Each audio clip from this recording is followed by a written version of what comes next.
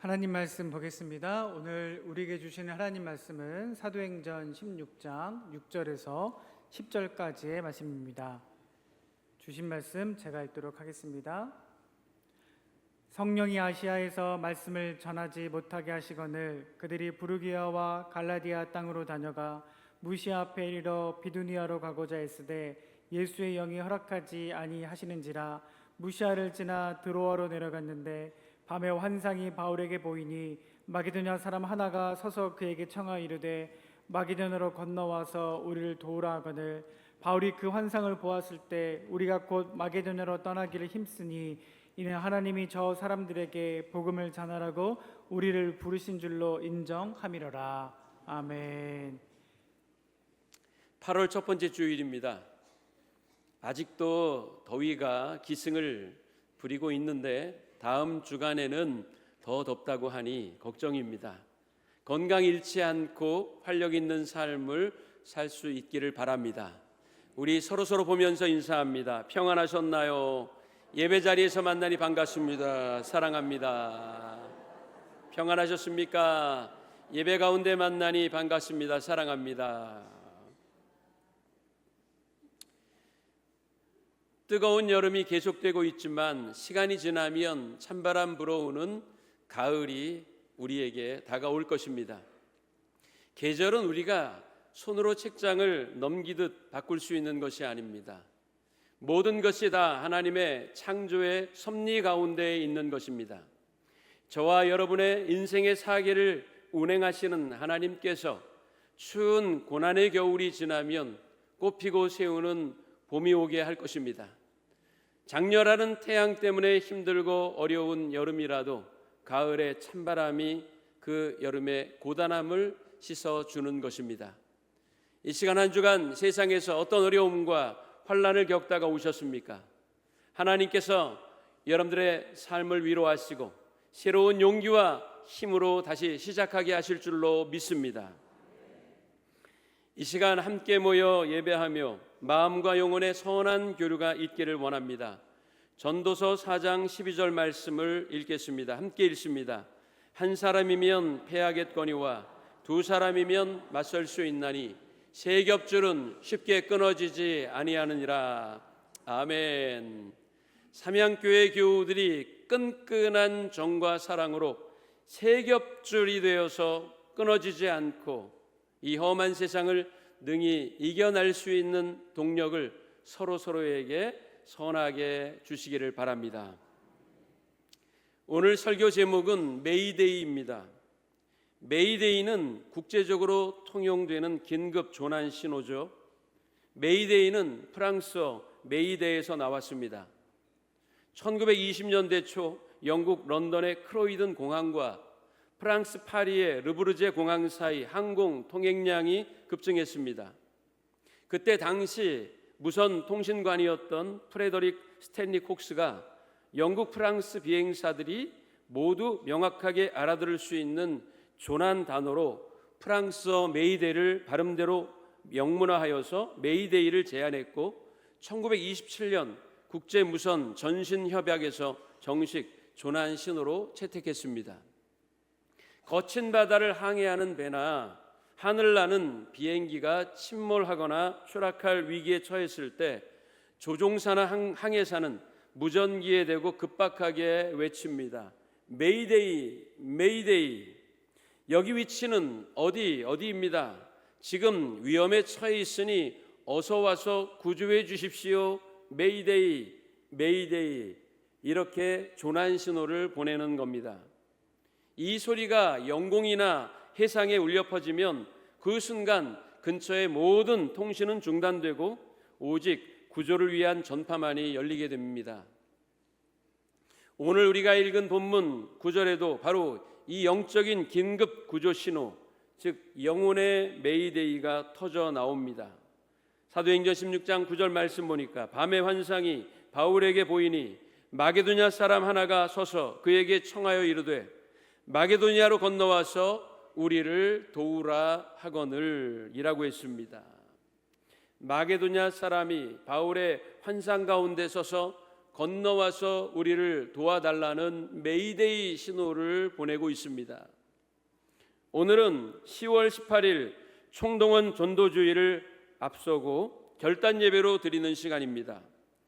하나님은 사도 바울이 들었던 이 마게도냐 사람의 외침을 우리도 듣기를 원합니다. 건너와서 우리를 도우라고 하는 그 외침에 응답하는 우리 성도가 되시기를 바랍니다. 핍박자 바울은 다메섹으로 가다가 부활하신 예수 그리스도께서 부르시는 음성을 듣습니다. 그리고 그 자리에 꼬꾸러져 회심한 후에 다메섹으로 가서 전도합니다. 유대교인, 기독교인 모두가 당황했죠. 핍박자, 압박자 바울이 그리스도인들을 붙잡으려고 가려던 다메섹에서 갑자기 바뀌어서 전도하고 있으니 모두가 눈이 동그래질 만한 그런 일이었습니다. 큰 열정을 품고 전도하던 바울은 유대인들의 격렬한 저항을 불러일으키기도 했습니다. 그들이 죽이려고 하자 고향인 다소에 피신하기도 했습니다. 이런 즈음 초대교회의 선교적 방향성을 완전히 바꾸게 된 사건이 생기는데 사도행전 10장에 나오는 고넬료와 베드로의 만남입니다. 이방인 백부장 고넬료와 당시 예루살렘 교회의 지도자였던 베드로의 만남은 이방인들에게까지 복음이 전파되는 계기가 됩니다. 이것은 교회사의 판도를 바꾸는 혁명적인 사건입니다. 유대인과 이방인은 물과 기름처럼 섞일 수 없는 이질적 집단이었습니다. 그러나 복음이 계면 활성제가 되어 서로에게 자연스레 녹아들어 유대인, 이방인 모두가 복음의 능력으로 구원을 얻는 놀라운 역사가 일어나게 된 것입니다. 이방 지역에 복음이 전파되어 많은 이방인이 신자가 되는 상황에 크게 고무된 초대교회는 바나바와 바울을 선교사로 파송하기에 이릅니다. 그들은 드디어 소위 말하는 제1차 전도 여행길에 오르게 됩니다. 이 사역을 통해 많은 이방 지역의 교회가 세워졌고 수많은 이방인이 예수 그리스도를 믿고 기독교 신자가 되었습니다. 1차 전도 여행은 이렇듯 큰 성공으로 종료됩니다. 1차 전도 여행을 마친 후에 잠깐 숨고르기를 하며 2차 전도 여행을 준비하던 바울 전도대에 문제가 생깁니다. 안디옥에 머물면서 다음 전도 일정을 준비하던 바울의 전도대에 갈등이 생겨난 겁니다. 1차 전도 여행 시에 처음에 함께 출발했던 동역자들 가운데 마가 요한이 있었습니다. 그런데 전도대가 전도 여행을 출발한 지 얼마 지나지 않아서 어찌된 영문인지는 정확하게 알 수 없으나 이 마가 요한이 전도대를 이탈하여 예루살렘 자기 집으로 가버립니다. 바울은 이 일을 매우 불쾌하게 여겼습니다. 그리고 마가 요한에 대한 바울의 신뢰는 완전히 깨져버리고 말았어요. 그렇게 시간이 지나고 2차 전도 여행을 준비하던 중 바나바는 바울에게 조심스럽게 말합니다. 바울 선생님, 2차 전도 여행 시에 이 마가 요한을 함께 데리고 가면 어떨까요? 그 말을 들은 바울은 거절합니다. 안 됩니다. 그는 믿을 만한 사람이 못 됩니다. 1차 전도 여행 때 그 마가 요한 때문에 얼마나 우리가 곤란해졌는지 바나바 선생님도 알고 있지 않습니까? 그는 믿을 만한 사람이 못 됩니다. 그러니 2차 전도 여행에 합류시킬 수 없습니다. 바나바는 바나바대로 이렇게 설득합니다. 그 말은 맞습니다마는 이제 그도 잘못을 뉘우치고 있고 다시는 그런 일이 없을 것이니 또한 우리 전도대 한 사람이라도 더 필요하니 마가 요한을 용서하시고 데리고 갑시다. 데리고 가자는 바나바와 그렇게 할 수 없다는 바울 사이에 큰 다툼이 생겨났고 끝내 이견을 좁히지 못하고 바울과 바나바는 서로 결별하게 됩니다.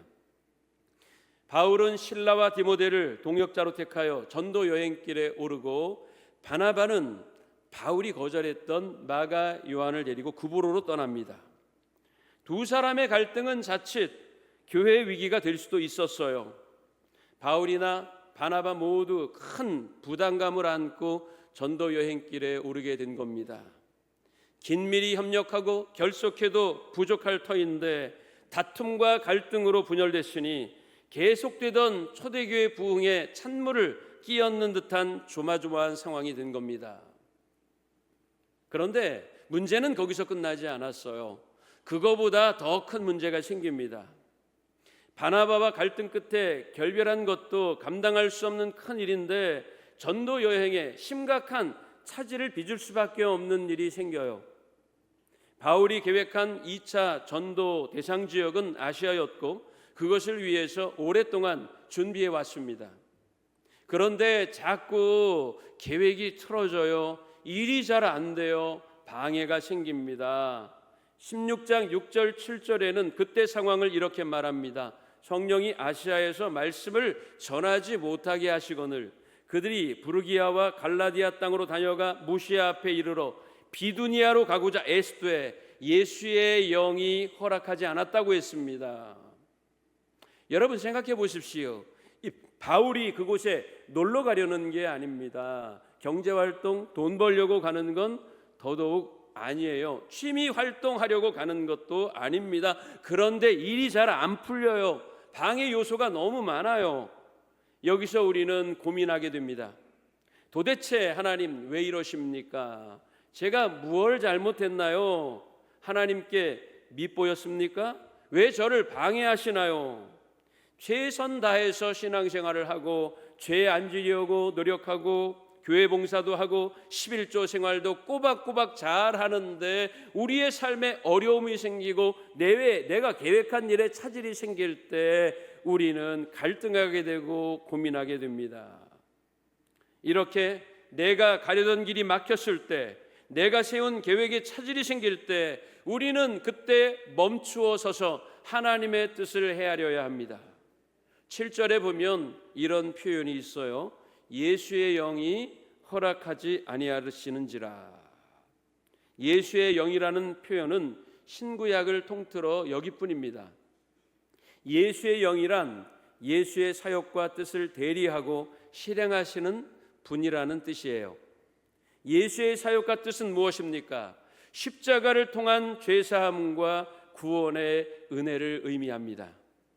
예수의 사역과 뜻이 예수의 영이신 성령에 의해 분명한 목적과 계획으로 실행되고 있기에 나의 판단 기준과 뜻을 버리고 오직 순종해야 함을 의미하는 것입니다. 여러분들 삶에 예수의 영이 허락하지 않을 때가 있지요. 선한 목적을 세웠는데 왜 자꾸 일이 틀어질까 하는 내적 갈등이 생길 때도 있을 것입니다. 그때 질주하려던 여러분들의 악셀레이터를 이제는 브레이크로 바꾸고 멈추어 서서 하나님의 뜻을 물어야 합니다. 신앙생활이 실패하는 가장 큰 원인은 내 가치관을 버리지 못해서예요. 누구나 다 말합니다. 나는 옳은 계획을 세웠어. 내 계획대로 하면 성공할 거야 라고 말입니다. 그런데 문제는 그 말을 100명이면 100명 모두가 한다는 거예요. 그러면 도대체 누구 말이 옳습니까? 누구 말을 따라야 합니까? 그냥 다수결로 정하면 됩니까? 성도는 하나님의 말씀에 따라 순종하며 신앙생활에 힘쓰면 됩니다. 그리고 내 생각과 맞지 않는 일이 생길 때 수용하고 존중하면 되는 것입니다. 바울은 오랫동안 자기가 준비해왔던 이 일이 장벽에 부딪히고 잘 안 풀리고 갑작스러운 방해가 있었어도 당황하거나 불평하지 않았어요. 그대로 순종했습니다. 안디옥 교회는 연일 부흥하고 있었고 바울은 아시아 지역을 두루 다니며 부흥의 정점을 찍으려고 계획했던 듯합니다. 다메섹에서 회심한 바울이 안디옥을 지나 아시아 여러 지역을 다니며 교회를 세우고 이방인을 전도하려고 한 계획은 악한 일입니까? 그렇지 않아요. 그것은 아주 선한 일입니다. 잘못이 아니었어요. 그러나 하나님의 계획은 다른 데 있었습니다. 하나님은 바울이 알지 못하는 큰 그림 셋을 준비하고 계셨어요. 첫 번째는 당시 아시아, 즉 현재 튀르키예 지역은 복음이 어느 정도 전파되고 교회가 형성되고 있었습니다. 반면 마게도냐는 유럽 대륙의 관문이었어요. 그래서 마게도냐로 발길을 돌린다는 건 복음이 중동과 아시아라는 문화적 울타리를 넘어 서양 문명의 본토로 진입하게 된다는 의미입니다. 즉 빌립보, 데살로니가, 베레아를 거쳐서 고린도 그리고 로마와 스페인까지 복음이 확장되는 복음의 세계화를 위한 하나님의 큰 그림이었습니다. 두 번째 하나님의 그림은 유럽은 헬라의 지성 철학과 로마의 정치, 법률, 군사력이 지배하던 문명의 중심지였지요. 아시아 지역에서의 선교가 주로 유대인 회당 중심이었다면 마게도냐와 아가야로의 진출은 당시 세계 사상의 중심지, 즉 아테네, 아레오바고 등에서 당시 헬라의 세계관과 철학에 대해 복음이 정면 승부를 벌이게 되었음을 의미하는 겁니다.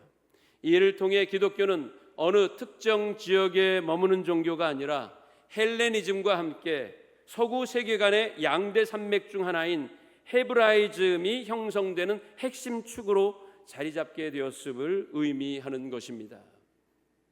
인본주의가 중심이었던 헬레니즘과 신본주의적인 이 헤브라이즘이 서양 철학의 양대 기둥을 형성하며 중세 시대의 기독교 세계관으로 자리 잡게 된 것입니다.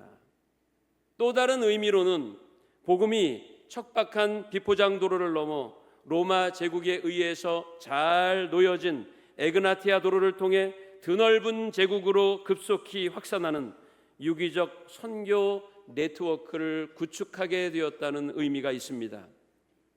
복음이 우물한 개구리가 아니라 급하게 흐르는 급물살을 타고 대항으로 나가게 되는 결정적인 계기가 되었다는 것입니다.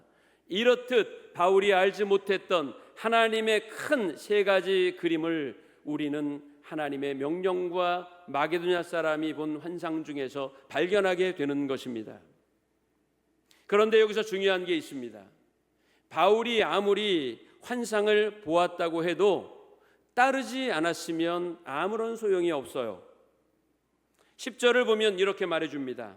바울이 그 환상을 보았을 때 우리가 곧 마게도냐로 떠나기를 힘쓰니 이는 하나님이 저 사람들에게 복음을 전하라고 우리를 부르신 줄로 인정함이로라.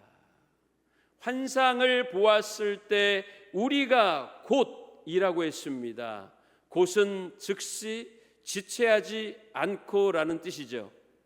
주님, 바다를 건너는 건 너무 위험합니다. 지금까지 아시아로 가려고 계획을 잘 세워놨으니 이것을 전면 수정하기 위해서는 시간이 필요합니다. 물질도 필요합니다. 사람도 필요합니다. 라고 말하지 않았어요. 환상을 본 즉시 그것을 하나님의 부르심으로 인정하고 떠났다는 데 그 중요성이 있습니다. 성도들은 하나님의 음성을 들을 때 즉각 순종할 수 있는 믿음이 필요합니다. 그렇다면 우리는 여기서 물을 수밖에 없지요. 무엇이 하나님의 뜻이요 음성인가? 제가 자주 가는 안경점 사장님의 명언이 있습니다. 제일 먼저 눈에 띈 안경테가 목사님 안경테입니다. 처음에는 그 말이 무슨 의미인지 몰랐어요. 그런데 지난번 안경을 바꾸러 갔을 때 알게 됐습니다. 그 안경점에는 안경테가 정말로 많습니다. 산더미처럼 쌓여 있어요.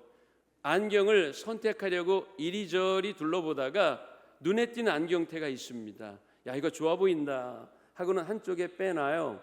그리고는 20-30개를 더 둘러보며 써보기도 하고 합니다. 그러나 결국은 제가 제일 처음에 골라놨던 그 안경테를 선택하게 되더군요. 거기서 저는 교훈을 얻었습니다. 처음 든 마음이 하나님의 뜻이다. 여러분 믿습니까? 우리 믿으시는 분만 두 손 들고 아멘. 할렐루야. 우리 저를 따라해 봅니다. 처음 주신 마음이 하나님의 뜻이다. 아멘. 우리가 은혜를 받으면 많은 걸 결단하지요. 봉사해야지, 그리고 성경 읽어야지, 전도해야지, 헌금도 아낌없이 해야겠어 라는 마음이 듭니다. 그 첫 마음이 하나님의 뜻인 경우가 많습니다. 시간이 지나면 자꾸 타협하게 되지요. 합리화를 찾게 됩니다. 여러 가지 이유를 이곳저곳에서 붙이게 됩니다. 예를 들면 나와 관계가 좋지 않았던 사람을 용서해야지 하는 마음이 들었을 때 전화를 걸거나 메시지를 통해서 마음을 표현해야 돼요. 하루가 지나잖아요. 아니야, 그래도 내가 억울해. 그래도 나보다는 상대방이 더 잘못했어. 이런 마음이 드는 거예요. 이틀이 지나잖아요. 그러면 20대 80이 됩니다. 내가 잘못한 게 20%, 상대방이 잘못한 게 80%. 3일이 딱 지나면 몇 퍼센트가 될까요? 이것은 100%가 되는 거예요. 나는 잘못 없어, 상대방이 잘못했어, 이렇게 되는 겁니다. 그러니까 처음 하나님이 마음 주셨을 때 용서해라, 용납해라, 이해해라, 도와줘라, 그게 하나님의 음성이요 하나님의 뜻인 경우가 대부분입니다. 첫 마음, 첫사랑을 잊지 마시기를 바랍니다. 에베소 교회도 첫사랑을 잃어버렸다가 책망받지 않았습니까? 여러분 가만히 눈을 감고 잠시 생각해 보세요. 여러분에게 주신 마음이 무엇입니까? 문득 떠오르는 생각이 있을 거예요. 그것이 바로 하나님의 뜻입니다. 순종하시기 바랍니다. 성경의 위인들은 지체하지 않았어요. 하나님이 명령하실 때 아브라함은 정든 고향을 떠나 전혀 낯선 땅 가나안으로 출발했습니다. 그리고 아들 이삭을 모리아 땅에서 바치라는 하나님의 명령을 즉시 순종했습니다. 엘리사는 12결이 소를 앞세우고 밭을 갈다가 스승 엘리야의 부름에 즉시 순종하여 따라 나섰다가 위대한 이스라엘의 예언자요 선지자가 되었어요. 들판의 목자들은 천사의 음성을 듣자마자 베들레헴으로 달려갑니다. 그리고 태어나신 아기 예수께 경배하는 영광을 얻게 된 줄로 믿습니다. 바울도 환상을 보았을 때, 마게도냐 사람의 환상을 보았을 때 그는 즉시로 순종했어요. 아시아로 가려던 자신의 계획을 전면 수정하여 하나님이 가라고 하시는 유럽으로 발길을 돌렸습니다. 어떻게 그렇게 할 수 있었을까요? 그것은 내 생각보다 성령의 뜻이 우선임을 알았기 때문입니다. 아는 것과 순종하는 건 달라요. 우리는 알기는 뚫어져라 잘합니다. 그런데 순종하지 않아요. 하나님의 뜻을 따르지 않습니다. 안다고 다 순종하는 게 아니에요. 나의 삶을 하나님께 전면적으로 맡길 수 있어야 순종할 수 있는 것입니다. 수영을 배울 때도 막 힘차게 물장구를 치는 것부터 시작하는 것이 아니라 물에 자신의 몸을 부력에 맡기는 연습부터 하는 것입니다. 뜨지 않는데 팔다리를 허우적거린다고 앞으로 나아갈 수 없는 거예요. 자연스럽게 물이 내 몸을 받아들이게끔 훈련하는 것이 먼저입니다. 오늘 우리는 바울이 들었던 건너와서 우리를 도우라는 마게도냐인의 외침을 듣습니다. 그것은 영혼의 메이데이입니다. 성령께서 저와 여러분들에게 주시는 음성이에요. 사람들은 진리를 알기 원하나 내가 이득이 되는 진리만 받아들이려고 합니다.